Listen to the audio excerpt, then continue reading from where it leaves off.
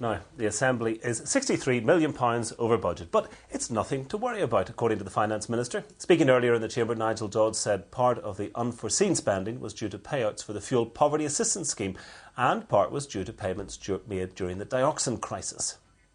Members will be aware of the measures previously agreed in terms of the funding allocated by way of the response to the dioxin-contaminated feed incident, including the cost of the cull and hardship payments to local producers and processors.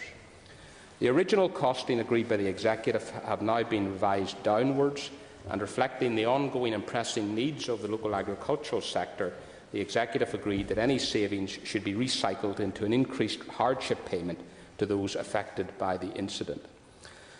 Following the £15 million that I allocated for the Fuel Poverty Financial Assistance Scheme in December in respect of 100,000 households, the Executive has now agreed to extend the coverage in terms of those households in receipt of pension credit, and the Executive further agreed that it will be dealt with when the payments crystallise.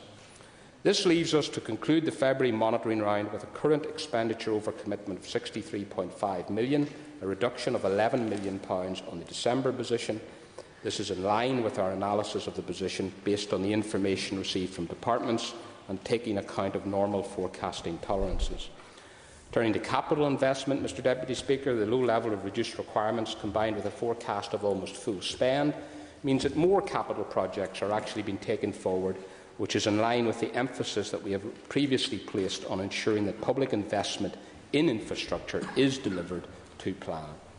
Indeed, the latest forecasts from Department indicate that the total capital investment this year will be around £1.5 billion in net terms, which will be the largest ever level of investment in a single year in the history of Northern Ireland. This level of spend represents a real and meaningful achievement of the Executive in the most difficult of circumstances. In conclusion, Mr Deputy Speaker, this should be viewed for what it is, a locally elected Executive and Assembly delivering for the people of Northern Ireland. I commend the February monitoring position to the Assembly.